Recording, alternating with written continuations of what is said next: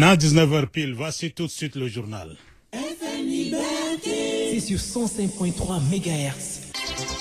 D'abord, les grandes articulations, les habitants du quartier Aradaboud, les travaux de creusage et de trous de l'Amadi jusqu'à la ceinture verte. C'est donc une expropriation des parcelles des particuliers qui ont tous les papiers légaux et ces habitants accusent donc l'entreprise Wadi Kundi en charge de ces travaux de creusage.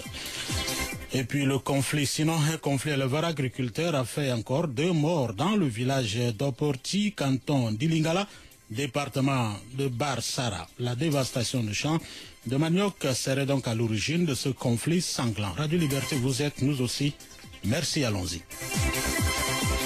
Une fois de plus, bonsoir. Nous ouvrons donc cette édition par la Minute du droit. Elle est axée sur la loi 12 portant lutte contre la traite des personnes en République du Tchad en son article, sinon chapitre 4 de l'immigration et du retour des victimes. Article 53. Lorsqu'une victime de la traite n'est pas ressortissante du Tchad, demande à retourner dans son pays d'origine ou dans le pays dans lequel elle avait le droit de résider à titre permanent au moment où elle a fait l'objet de la traite, les autorités administratives compétentes mettent à la disposition de la victime dans la mesure du possible et, le cas échéant, en coopération avec les organisations non gouvernementales, des renseignements sur les instances susceptibles de l'aider dans le pays ou le lieu dans lequel elle est renvoyée ou rapatriée. Les autorités administratives et judiciaires compétentes facilitent ce retour,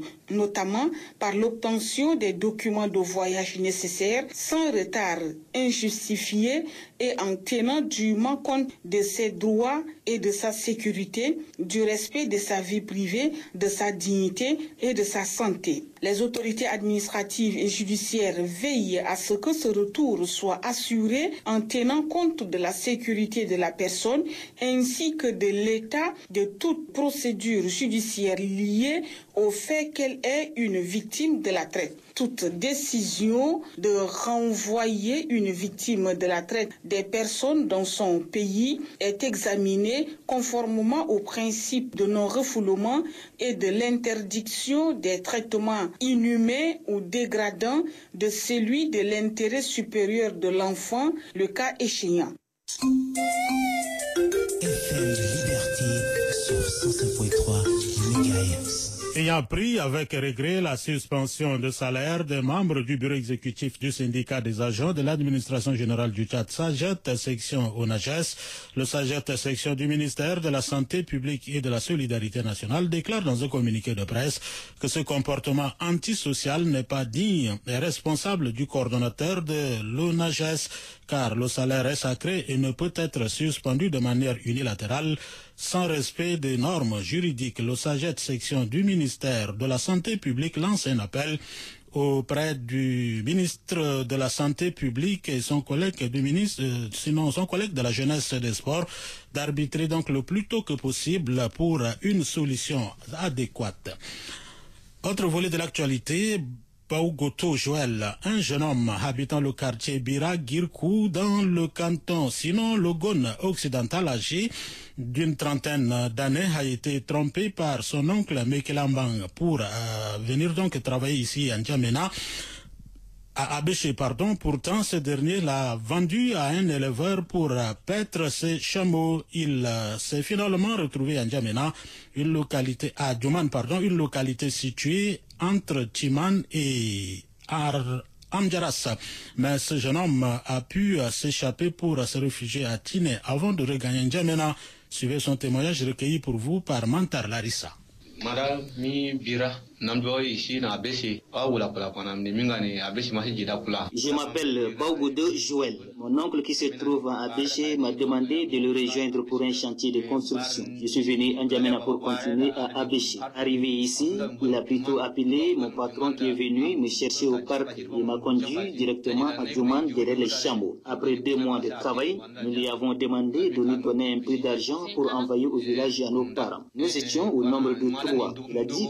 Il a dit dit que moi, m'a déjà acheté avec mon oncle, donc il ne me doit rien. Sinon, ce sont mes deux amis-là qui vont les payer après. Ils ont insisté et il a dit pourquoi ils vont le déranger. À l'aide d'un pistolet, il les a tués tous les deux. Vu ce qui s'est passé, moi aussi j'ai cru fuite. En fouillant, j'ai trouvé un éleveur qui faisait paître ses troupes. Il m'a demandé où est-ce que je vais. Je lui ai dit que je partais au village voir ma maman malade. C'est ainsi qu'il m'a trouvé une occasion pour Tiné. De Tiné, le chef de race m'a aidé à venir à Abéché et j'ai appelé mes frères qui m'ont fait venir à N'Djamena. Autre volet de l'actualité, les habitants du quartier Arada sont mécontents de la reprise des travaux de creusage de trous depuis l'Amadji en passant par Arada jusqu'à la ceinture verte, tout en ravageant certaines parcelles des particuliers qui ont tous les papiers légaux de leur terrain. Ils accusent l'entreprise Wadikundi en charge de ces travaux de creusage. Écoutons à ce sujet Aboubakar Djemil au micro de Ben Ismaël Suleiman. C'est depuis 2008 que le trou a été creusé. C'est là 13 ans. À une grande surprise, on a écouté au nom d'entreprise Wadikundi qui est en train de creuser le trou pour sécuriser à nouveau la ville de N'Djamena. On a appelé le maire de la ville, il nous a dit qu'il n'est pas informé. On a appelé la maire de la ville de 8e arrondissement, elle n'est pas informée. Alors l'information nous parvient que c'est l'entreprise qui est en train de creuser le trou sans l'autorisation de l'autorité tchadienne. Nous demandons au gouvernement d'écouter ce que nous déplorons pour nous trouver des solutions. Bon, le trou traverse les parcelles occupées par la population. En 2016-17, c'est le marchand Idriss Déby qui a dit à la population d'aller à la voirie au niveau des cadastres, régler leurs papiers et occuper leur terrain. C'est pour ça que la population a été obligée de refaire ça et que le terrain leur appartient. C'est ça notre souci. Nous demandons la solution plus rapide possible parce qu'on a des enfants qui vont partir à l'école, on a des femmes enceintes qui vont aller à l'hôpital et N'Djamena est divisé en deux. C'est difficile pour nous. Oui, nous on n'a pas vu la présence des autorités. On a vu le chauffeur est là, il y avait les deux individus civils à côté de lui. Rien ne prouve que les autorités sont présentes. Parce qu'il n'y a même pas les gens de sécurité. Et en principe, si le gouvernement fait des choses réellement, il y aura les gens de sécurité à côté de lui. C'est ça notre inquiétude. Vous suivez toujours le journal de Radio Liberté et je vous en remercie. Le ministère de l'élevage organise depuis ce matin à la Maison nationale de la femme un forum sur la cohabitation pacifique entre les communautés rurales autour de l'exploitation paisible des ressources naturelles du Tchad.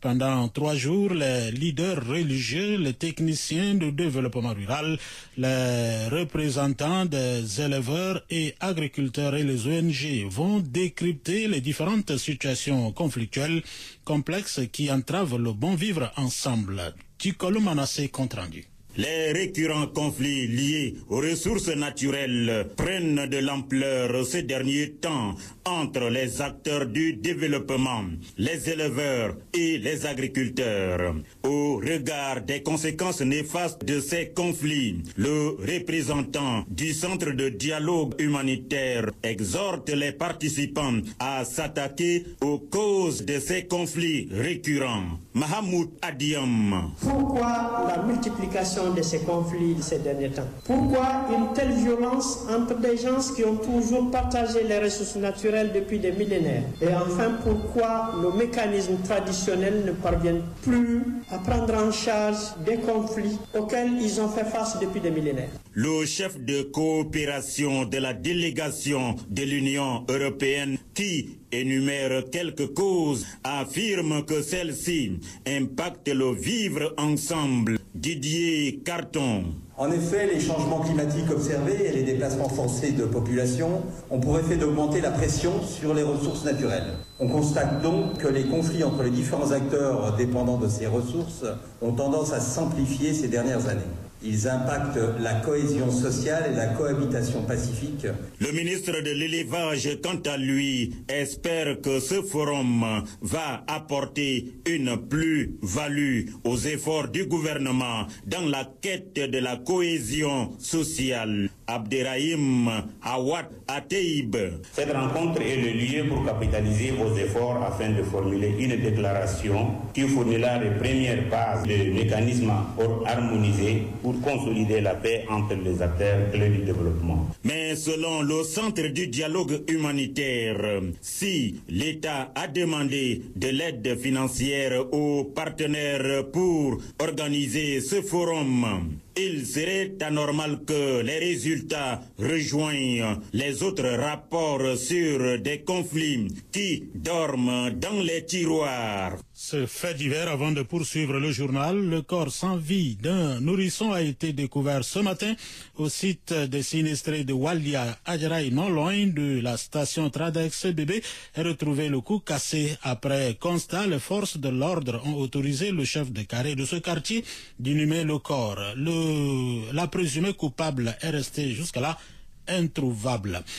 Au deuxième titre de cette édition, dans le département de Barsara, un conflit a opposé les éleveurs et agriculteurs du village d'Aporti dans le canton d'Ilingala suite à la dévastation d'un champ de manioc. Koumdjouté Maltana, quel est le bilan provisoire de ce conflit? 2 morts, c'est le bilan d'un affrontement entre éleveurs et agriculteurs dans le village d'Apropoti, canton d'Ilingala, ce mardi 14 septembre 2021, autour de 15 heures. Cette bagarre a déclenché lorsqu'un troupeau de bœufs a dévasté le champ de manioc appartenant à monsieur Koonyo, habitant de ce village. En voulant repousser les bœufs hors du champ, l'agriculteur a reçu un coup mortel de couteau qui a emporté sa vie. Les parents du défunt se sont mis à la trousse de l'éleveur et l'ont tué. Informé, le secrétaire général du département de Barsara, Djekodom Baindigim Amon, les sous-préfets de Moïsala et la compagnie de la gendarmerie se sont rendus ce matin sur le terrain pour calmer la tension. Depuis ce matin, la tension a baissé. Le village d'Apropoti et ses environs sont sous le contrôle des gendarmes pour éviter d'éventuelles ripostes. Moïsala, Koumjite Maltana pour la FM Liberté. Revenons progressivement à N'Djamena avec Escala Koumra pour dire qu'une rencontre relative au départ massif de jeunes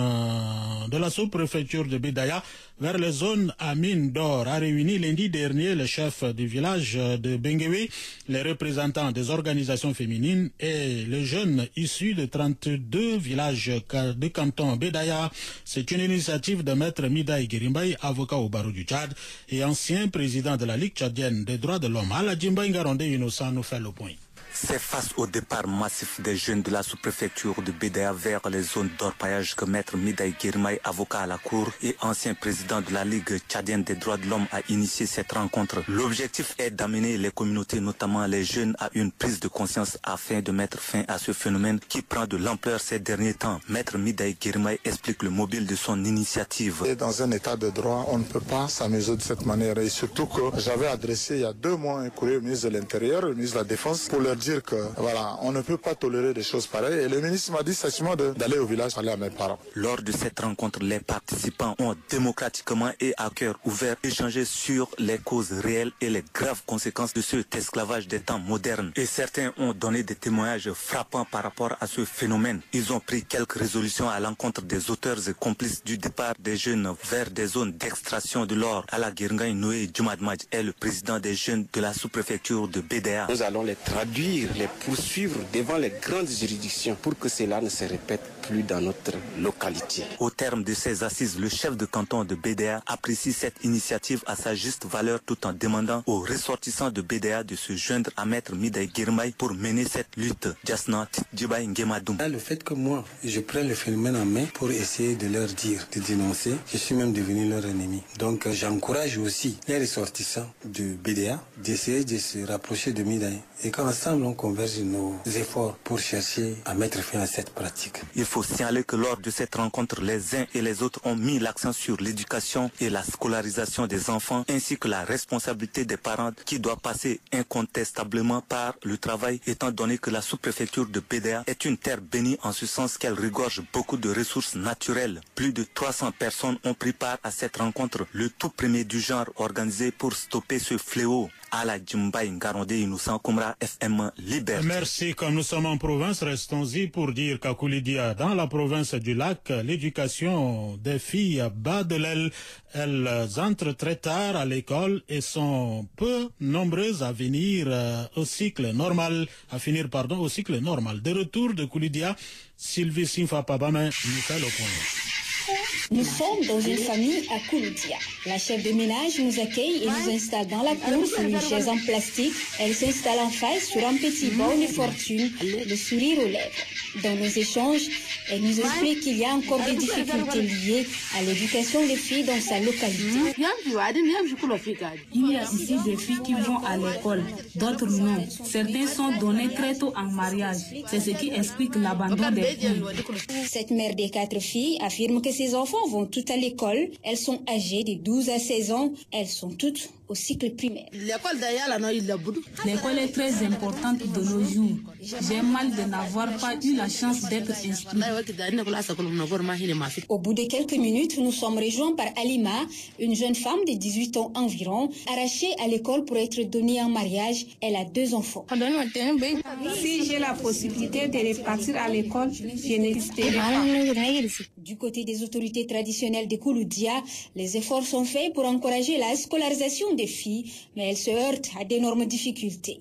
Yerimataer Djibril Moussami, représentant du chef de canton de Kouri. La scolarité des filles dans notre zone est un peu faible, mais dans le domaine de l'éducation, là, il y a des enseignants qui manquent souvent. Les enfants sont obligés de prendre le changement d'établissement, aller dans les villes pour continuer leurs études.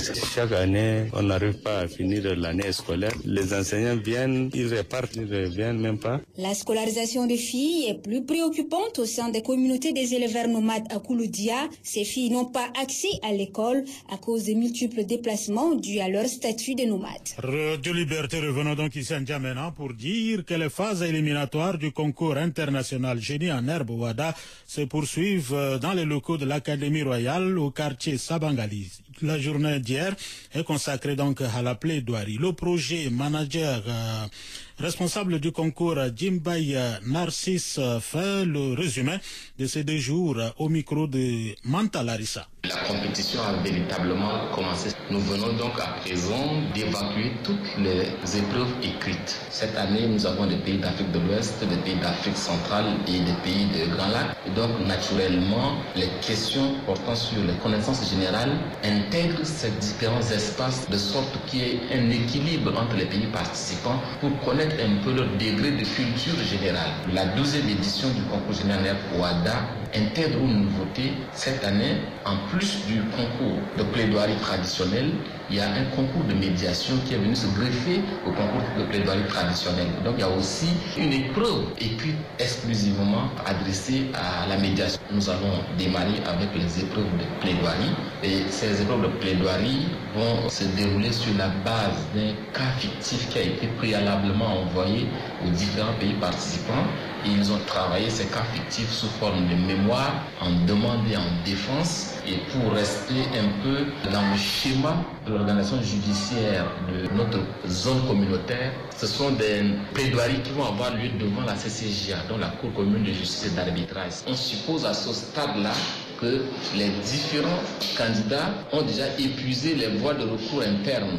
Voyons très rapidement cette brève avant de boucler cette édition. Les artistes membres de l'association Urban ACT ont animé une conférence de presse ce matin dans les locaux de l'IFT. C'était donc pour annoncer officiellement le festival international Urban ACT qui aura lieu ici à N'Djamena du 22 au 25 septembre prochain.